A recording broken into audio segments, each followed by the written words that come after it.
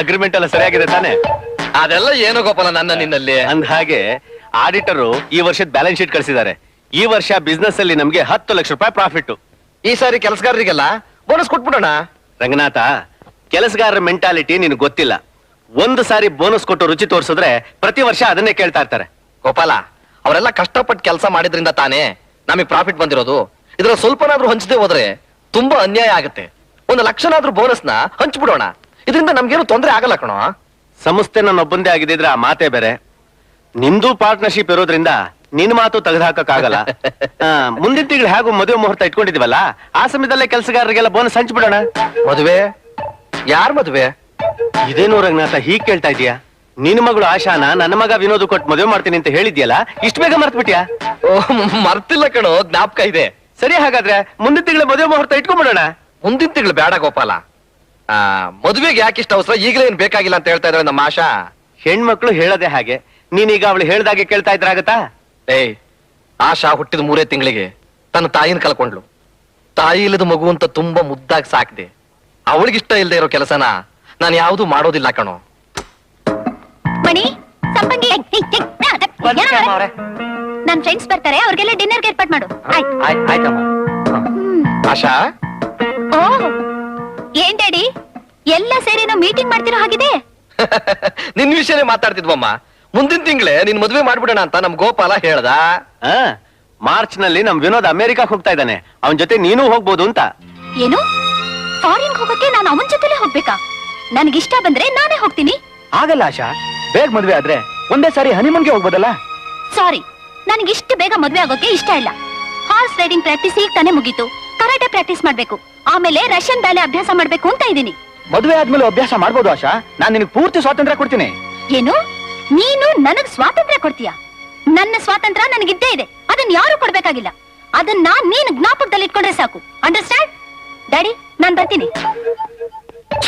ಏ ವಿನೋದ್, ಬೇಜಾರ್ ಮಾಡ್ಕೋಬೇಡ್ವೋ. ಆಶಾ ಚಿಕ್ಕ ಮಗು ಇದ್ದ ಹಾಗೆ, ಸ್ವಲ್ಪ ಹಠ ಜಾಸ್ತಿ ಅಷ್ಟೇ. ಮದ್ವೆ ಆದ್ಮೇಲೆ ಎಲ್ಲ ಸರಿ ಹೋಗುತ್ತೆ. ಹೆಂಗಸರಿಗೆ ಇಷ್ಟೊಂದು ಹಠ ಇರಬಾರ್ದು ಡ್ಯಾಡಿ. ಜೋರಾಗಿ ಹೇಳ್ಬೇಡಪ್ಪ.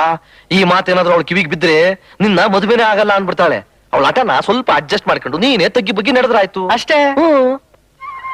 ಹಾಗೆ ಹಾಗೆ, ಗುಡ್. ಕಾಲನ್ ಸರಿಯಾಗಿ ಉಜ್ಜಲೋ.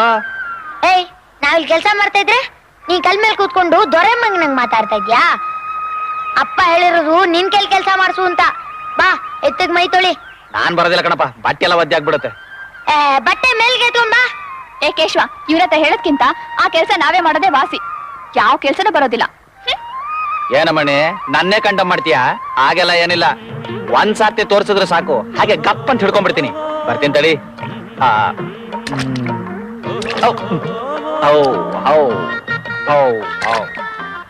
ಬರೀ ನೀರ್ ಹಾಕಿ ತೊಳಿಬೇಕು, ಸೋಪ್ ಹಾಕಿ ತೊಳಿಬೇಕು? ಸೋಪಾ? ಈ ಊರಲ್ಲಿ ಜನಗಳಿಗೆ ಮೈ ತೊಳಿಯಕ್ ಸೋಪ್ ಇಲ್ಲ, ಇನ್ ದನಗಳಿಗೆ ಎಲ್ಲಿಂದ ತರೋಣ? ಅದ್ ಸರಿ, ದಿವ್ಸಕ್ಕೆ ಎಷ್ಟು ಲೀಟರ್ ಹಾಲು ಕರಿಯುತ್ತೆ ಇದು? ಹಾಲ? ಸರಿ ಹೋಯ್ತು, ಇದು ಎತ್ತು. ಅದು ಗೊತ್ತು, ಆದ್ರೇನು ಎತ್ತು ಹಾಲು ಕರಿಬಾರ್ದು ಅಂತ ರೂಲ್ಸ್ ಇದೆಯಾ? ಅಯ್ಯೋ ದೇವ್ರೆ, ಎತ್ತು ಹಾಲ್ ಕರಿಯುತ್ತಾ? ಯಾಕೆ ಕರಿಯಲ್ವಾ?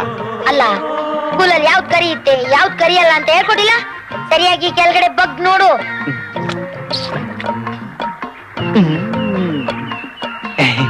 ಈಗ ಗೊತ್ತಾಯ್ತು.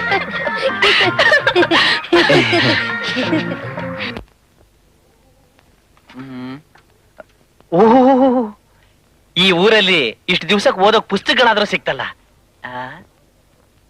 ತೆನಾಲಿ ರಾಮಕೃಷ್ಣನ ವಿನೋದ ಕಥೆಗಳು, ಇದು ನಮಗಲ್ಲ. ಶ್ರೀ ದೇವಿ ಮಹಾತ್ಮೆ, ಇದು ಹೆಂಗಸರಿಗೆ. ನಳಚರಿತ್ರೆ, ಇದು ನಮಗಲ್ಲ. ರತಿ ವಿಜ್ಞಾನ, ಇದು ನಿಮಗೆ ನನಗೆ.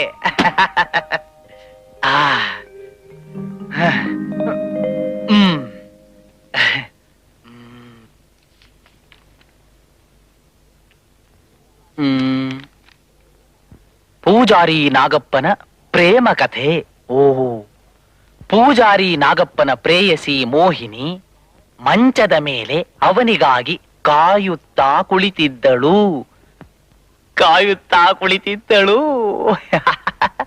ಸಮಯಕ್ಕೆ ಸರಿಯಾಗಿ ನಾಗಪ್ಪ ಬಾಗಿಲನ್ನು ತೆರೆದು ಸುತ್ತಮುತ್ತ ನೋಡಿ ಸದ್ದು ಮಾಡದೆ ಮೆಲ್ಲನೆ ಒಳ ಬಂದನು. ಓಹೋ, ಮೆಲ್ಲನೆ ಒಳ ಬಂದನು. ಆಸೆಯಿಂದ ನಾಲಿಗೆಯನ್ನು ಆಡಿಸುತ್ತಾ ಹತ್ತಿರ ಬಂದ. ಮೋಹಿನಿ ವಯ್ಯಾರದಿಂದ ತನ್ನ ಸೆರಗನ್ನು ಜಾರಿಸಿದಾಗ ಉದ್ರೇಕದಿಂದ ನಾಗಪ್ಪ ಉಶ್ಯೆಂದು ಉಸಿರು ಬಿಡುತ್ತಾ ಉದ್ರೇಕದಿಂದ ನಾಗಪ್ಪ ಉಶ್ಯೆಂದು ಉಸಿರು ಬಿಡುತ್ತಾ ಉದ್ರೇಕದಿಂದ ಉಶ್ಯೆಂದು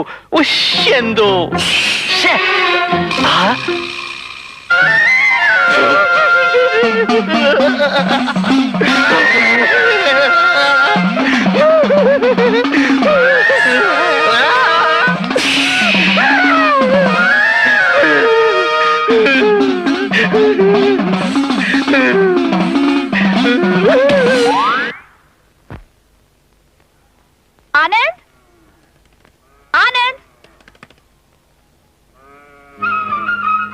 ಅಯ್ಯೋ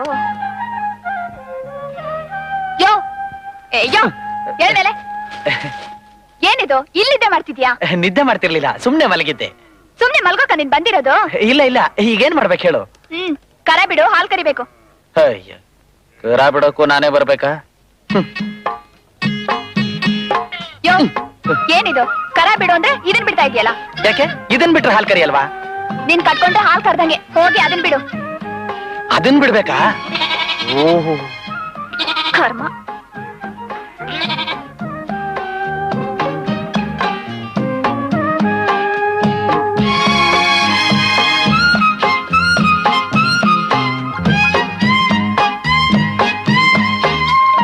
ಏನ್ ನೋಡ್ತಿದ್ಯಾ? ಹೇಳ್ಕೊ. ಯಾರನ್ನ? ಅಯ್ಯೋ, ಕರ ಹಿಡ್ದು ಹೇಳ್ಕೊಳಯ್ಯ, ಹಾಲೆಲ್ಲ ಕುಡ್ದು ಬಿಡುತ್ತೆ. ಅಯ್ಯೋ, ಬಿಡು ಅಂತೀಯ, ತಿರ್ಗಾ ಎಳ್ಕೊ ಅಂತೀಯ.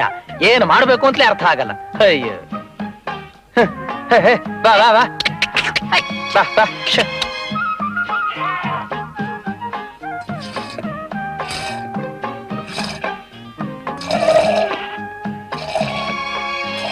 ಮಂಗಳ,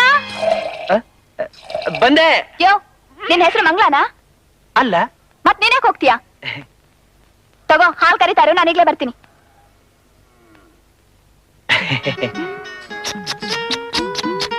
ಔ ಔ ಆ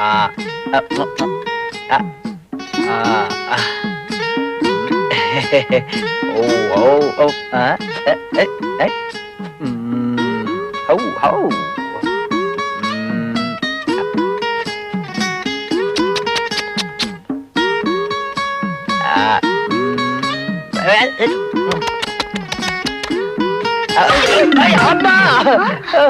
ಅಯ್ಯೋ, ಏನಯ್ಯ ಹೊದ್ ಬಿಡ್ತಾ? ಇಲ್ಲ, ಕಾಲಲ್ಲಿ ಸುಮ್ನೆ ಹಾಗೆ ಟಚ್ ಮಾಡ್ತಷ್ಟೇ. ಅಯ್ಯೋ, ಜೋರಾಗಿ ಏಟ್ಬಿಟ್ಟೈತಾ?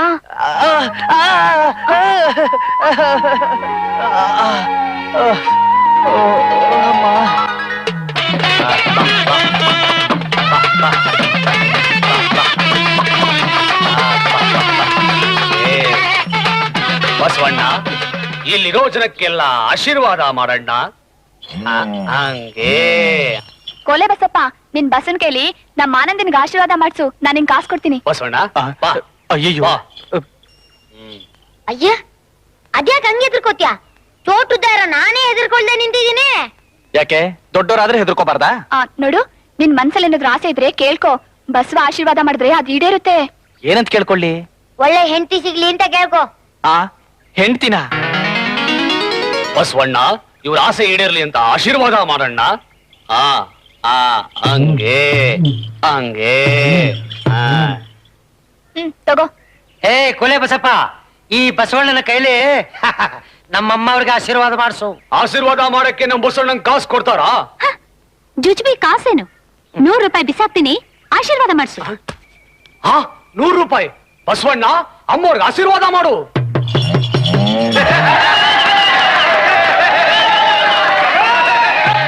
ಹಂಗೆಲ್ಲ ಹಠ ಮಾಡ್ಬೇಡಪ್ಪ, ಅಮ್ಮವ್ರಿಗೆ ಆಶೀರ್ವಾದ ಮಾಡು.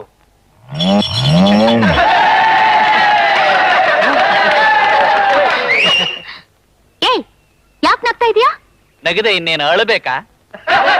ನಾನ್ ಯಾರು ಗೊತ್ತಾ? ಓಹೋ, ಗೊತ್ತಲ್ಲ. ಯಾರು? ಗಂಡಸಿನ ಹಾಗಿರೋ ಒಂದ್ ಹೆಣ್ಣು. ಏನು ನನ್ಗೆ ಅವಮಾನ ಮಾಡ್ಸೋಕೆ ಈ ಕೋಲೆ ಬಸವನ್ ಕರ್ಕೊಂಡ್ ಬಂದಿದ್ಯಾ? ಅಯ್ಯೋ ಹಂಗೆಲ್ಲ ಇಲ್ಲ ತಾಯಿ. ನೋಡ್ತಿರು, ನಿನಗೂ ನಿನ್ ಕೋಲೆ ಬಸವನ್ಗೂ ಏನ್ ಮಾಡ್ತೀನಿ ಅಂತ. ಯಾರ ಹುಡುಗಿ? ಜಂಬದ ಕೋಳಿ. ಆಶಾ ಅಂತ ಅವರಪ್ಪ ದೊಡ್ಡ ಸೌಕಾರ. ಓಹೋ, ದೊಡ್ಡ ಸಾಹುಕಾರ ಅಂದ್ರೆ ಏನ್ ಲಕ್ಷಾಧಿಪತಿನೋ? ಲಕ್ಷಾಧಿಪತಿ ಅಲ್ಲ, ಕೋಟ್ಯಾಧಿಪತಿ. ನೋಡು, ಈ ಸುತ್ತಮುತ್ತ ಇರೋ ಜಮೀನೆಲ್ಲ ಅವ್ರದೇ. ಅದ್ ಮಾತ್ರ ಅಲ್ಲ, 2 ಫ್ಯಾಕ್ಟ್ರಿ ಬೇರೆ ಇದೆ. ಅವ್ರಂತ ಸಾಹುಕಾರು ಈ ಊರ್ನಲ್ಲಿ ಬೇರೆ ಯಾರು ಇಲ್ಲ. ಅದಕ್ಕೆ ಅಷ್ಟೊಂದು ಅಹಂಕಾರನ ಅವಳಿಗೆ? ಅಹಂಕಾರ ಮಾತ್ರ ಅಲ್ಲ, ಹಠಾನು ಜಾಸ್ತಿ. ಯಾರನ್ನು ಕೇರೆ ಮಾಡೋದಿಲ್ಲ ಅಂತಾಳೆ. ಯಾರ ಮೇಲಾದ್ರೂ ಕೋಪ ಬಂತು ಏನ್ ಮಾಡ್ತಾಳೆ? ಕೊಂದ್ ಹಾಕ್ಬಿಡ್ತಾಳ? ಕೊಂದ್ ಹಾಕಲ್ಲ, ಕೊಂಡ್ಕೊಂಡ್ಬಿಡ್ತಾಳೆ. ಅವಳೊಂದ್ಸರಿ ಕುದುರೆ ಮೇಲೆ ಬರುವಾಗ ಅವಳು ಕುದುರೆ ಮುಗ್ಗರ್ಸಿದ್ದಕ್ಕೆ ಅಲ್ಲಿರೋರೆಲ್ಲ ನೋಡಿ ನಕ್ಬಿಟ್ರಂತೆ. ಆಗ್ಲೇ ಅವಳ ಅಪ್ಪನ್ಗೆ ಹೇಳಿ ಅವ್ರನ್ನೆಲ್ಲ ತಿಂಗಳ ಸಂಬಳದ ಮೇಲೆ ಮನೆ ಬಾಗ್ಲ ಕಾಯಕ್ ಇಟ್ಕೊಂಡಿದ್ದಾಳೆ. ಅವಳು ಒಂಥರ ಹೆಣ್ಣು ಹುಲಿ. ಸಮಯ ಬಂದ್ರೆ ಹುಲಿ ಕೂಡ ಇಲಿ ಆಗುತ್ತೆ.